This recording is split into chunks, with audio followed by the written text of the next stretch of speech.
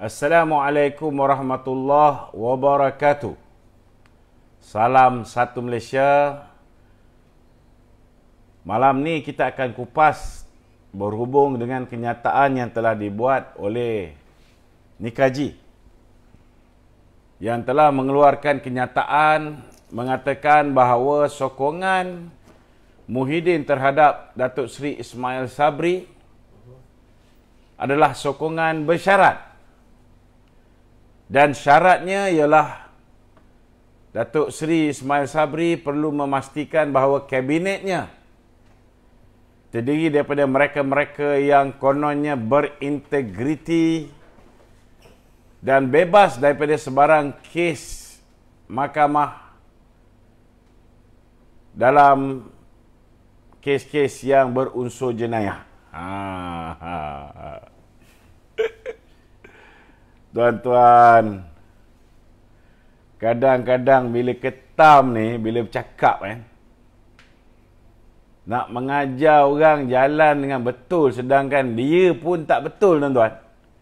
Kita rasa pelik bagaimana manusia bernama Muhyiddin ini yang hidupnya satu dunia lah dah tahu tentang skandal dia dengan bini orang, dengan Nikaji, dia boleh berani keluar kenyataan macam ni, nak mengajar pula kepada Naib Presiden UMNO, macam mana nak memilih kabinet.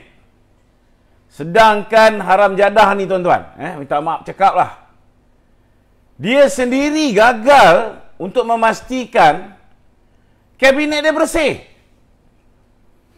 Pertama, diri dia ni, tuan-tuan, anak ulama.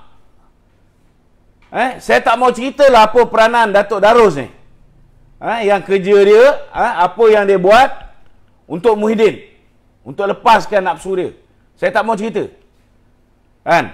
memadailah apa yang ada, iaitu SD yang dikeluarkan oleh suami Nikaji yang mengatakan Muhyiddin mempunyai hubungan dengan isteri dia. Orang macam ni nak cerita pasal integriti, nak cerita pasal moral, porah. Tak payah sembang lebih. Timbalan Perdana Menteri dia sebelum ni siapa? Seorang yang dah dikenal pasti. Saya dah bawa video yang dirakam oleh Haziq, dah bawa pergi ke London. Pakar forensik video di Birmingham sudah mengesahkan lelaki di dalam video seks luar tabi'i ialah Azmin Ali. Gambar matching dengan gambar Azmin yang saya bawa. Gambar Haziq pun match dengan gambar Haziq yang saya bawa.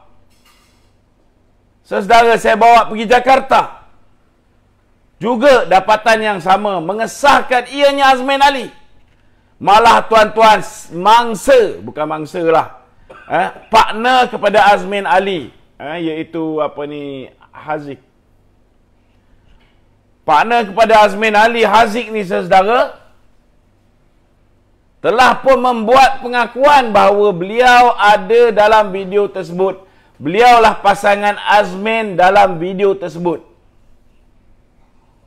Dan Barua ni, saudara, lantik manusia nama Azmin Ali ni sebagai timbalan Perdana Menteri ataupun dalam erti kata lain Menteri Kanan Satu. Nak cerita sembang bab integriti, bab moral, bab tak nak ada kes jenayah. Kalau engkau tak tutup kes Azmin Ali, kalau Mahathir tak tutup kes Azmin Ali, sedangkan ada rakaman CCTV lagi ada bagaimana Azmin Ali masuk bilik tersebut, di hotel Four Point Sandakan. Kemudian Haziq pula masuk pakai baju belang, pakai hoodie. Semua ada bukti. Pihak polis simpan benda ni, termasuk video original yang telah pun diserahkan kepada pihak polis ditinggalkan di apa ni restoran rebung. Semua bukti cukup. Belum lagi kira bukti yang syarikat telco mengesahkan bahawa pada waktu sekian-sekian 11 hari bulan 5 11 Mei tahun 2019 sekitar jam 1 lebih pagi, handphone Azmin dan handphone Haziq berada di kedudukan yang sama. Bukan tubuh dia sama je tuan-tuan, handphone pun di kedudukan yang sama. Lagi nak sembang kata hamnya kerajaan bersih. Haram jadah. Minta maaf cakap lah. Jangan buat kenyataan-kenyataan bodoh macam ni. Kalau nak bergambus tu bergambus saja. Kalau nak berhenti, berhenti. Don't make this kind of stupid statement. Nak cerita pasal hang ni bersih sangat. Yang dituduh di mahkamah hari ni kerana korang mengamalkan pendakwaan terpilih. Kerana korang mengamalkan malicious prosecution. Itu sebab dia orang didakwa. Sampai hari ni. Sampai hari ni. Kau dapat buktikan tak Datuk Seri Najib mencuri duit 1MDB? Tak boleh. Tak boleh buktikan. DOJ kata nak rampas 17 harta. Kenapa senyap sampai hari ini? Mereka hanya menjayakan agenda Mahathir. Kerana ketika itu dibayar. Kita bukan bodoh tak tahu bahawa Mahathir menyumbang duit kepada Clinton Foundation. Dan kemudian kawan baik Clinton, Hillary Clinton punya kawan baik, Loretta Lynch membantu dengan membuat civil suit kepada Lautek Jo, Kadim Al-Qubaisi, Muhammad Al-Badawi. Kesalahan mencuri. Mencuri sepatutnya di bawah penal code. Dakwalah bawah penal code. Kenapa nak pakai apa yang dipanggil sebagai Kleptokrasi Act? Yang bahalul ni tak tahu apa-apa, dengar Kleptokrasi Act, percaya bulat-bulat. Sama macam si Tompok ni, bukan dia faham pun apa benda Kleptokrasi Act. Nak beritahu ni, yang ni Muhyiddin yang bengap ni kan. Kleptokrasi Act ni maknanya tuan-tuan, beban pertuduhan terletak di tangan orang yang dituduh. Faham? Muhyiddin nak beritahu ni. Kalau orang tu dituduh dana duit dia tu dapat daripada sumber jenayah, sumber rasuah, salah guna kuasa, maka bila dibawa pergi ke mahkamah, di bawah Kleptokrasi Act, bila saman sivil dilakukan, maka orang yang hartanya nak dirampas ataupun duitnya ditahan, dibekukan, orang ni kena buktikan duit ni dia dapat daripada sumber halal, bukan daripada sumber haram. Maknanya apa? Maknanya tak ada bukti. Tak ada bukti. Bila tak ada bukti, maka digunakan akta bodoh macam ni. Sama juga kat Malaysia. Kita ada AMLA. Apa sebab pakai AMLA lawan dengan Najib? Apa sebab pakai AMLA lawan dengan Datin Sri Rosmah? Sebab AMLA beban pembuktian bukan di tangan DPP, bukan di tangan pendakwa raya. Bila didakwa Datuk Seri Najib kena buktikan duit sekian-sekian yang dibukukan ni datangnya daripada sumber yang halal. Kita tengok dia orang rampas barang-barang kemas Datuk Seri Najib, barang-barang jam dan sebagainya.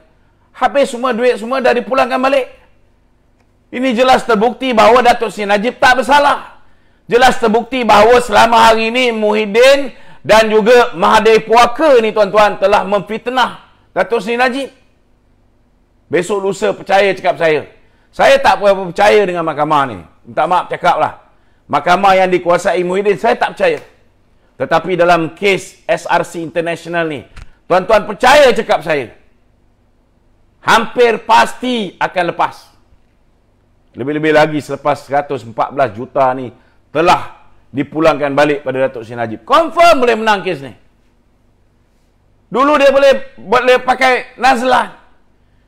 Nazlan seorang hakim di mahkamah komersial.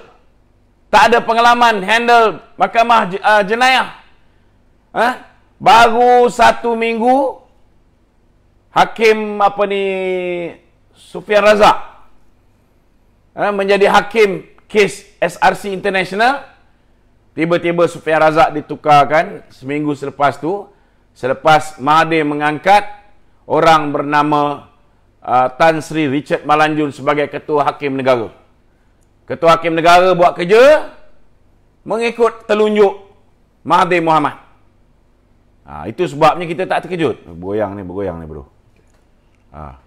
Selepas saja dia berhenti jadi Ketua Hakim Negara, dia naik satu pentas dengan DAP di Pilihan Raya Sarawak. Maknanya dia memang pro Mahathir. Lepas tu diangkat oleh kroni Mahathir, Vincent Tan, duduk dalam satu syarikat dia. Ini terang. Tuan-tuan, ini law of the jungle. Peninggalan Mahathir masih diteruskan oleh Muhyiddin. Saya nak beritahu. Jadi saudara, tak payah duk sembang sampai hari ini DOJ. Haram jadah. Satu apa pun tak jadi. Last kali equanimity pun Mahathir dah jual. Macam mana bahan bukti ni tuan-tuan boleh dijual? Bahan bukti, bahan kes ni boleh dijual. Saudara, apa nak jadi? Patu Haram Jadah ni nak cerita pasal pendakwaan terpilih yang dia sendiri terlibat mengenakan ke atas Datuk Seri Najib. Besok lusa kalau kami memerintah, kalau perangai kami macam Haram Jadah macam kamu ni, kita heret kamu kes main bini orang. Kena ingat memujuk bini orang dalam usaha untuk membawa dia ke arah berzina, ianya satu kesalahan di bawah penal code. Jangan ingat kau tak boleh kena dakwa, Muhyiddin. Bila-bila masa kau pun boleh kena heret. Kalau kami ni hati busuk macam kamu, kalau kami ni pendendam macam kamu, kau punya nasib baik je, Muhyiddin. Sebab ni Datuk Najib ni, dia tak perangai buruk macam kau dengan Mahathir. Hati dia tak busuk. Kalau hati dia busuk, tak payah cerita pasal kau dengan Nikaji lah. Kita cerita yang paling mudah sekali. Kita cerita pasal engkau melakukan konspirasi untuk menjatuhkan sebuah kerajaan yang dipilih secara demokratik. Korang boleh kena treason tau. Treason tau. Penerakaan pada negara tau. Hukum gantung tau. Kalau Datuk Najib ni zalim, korang dah kena. Sama juga dengan kes Datuk Zahid. Orang yang bagi kononnya rasuah, tak kena dakwa. Data Sonic, Mike Iji, bagi sumbangan kepada yayasan Akabudi. Duit Datuk Zahid dapat ni, dia pergi buat masjid, bukan dalam negara je. Luar negara pun dia buat. Dia buat surau, bukan dalam negara, luar negara pun ada buat. Dia buat rumah anak yatim, bukan dalam negara je, luar negara pun ada buat. Engkau buat apa? Cuba tanya. Kau buat kerja, kau nyusun dengan darus je. Itu je yang kau reti buat. Lepas tu nak cerita pasal integriti. Bullshit. Kalau misalnya kau tak halang pendakwaan ke atas Azmin Ali, bukankah dia penjenayah? Dia juga penjenayah. Ini orang DAP yang masuk bersatu. YB Yong. Rogol lama. Dia rogol lama. Perogol. Hari ini engkau cerita pasal integriti. Engkau lindungi perogol. You're talking about integrity. Apa benda ni? Xavier Jayakumar, partner dia, kena tangkap. Berapa juta di tangan? Yang ragut, yang mana Ketua Armada Selangor, Dengan armanjanya, dengan perempuannya, dengan apanya, dengan kau punya timbalan presidennya. Apa dia buat dekat kediaman rasmi Menteri Besar Perak? Nak kata disko pun bukan, nak kata kelab malam pun bukan, nak kata sarang pelacuran pun bukan. Kau angkat lagi jadi apa? Penasihat Perdana Menteri bertaraf menteri.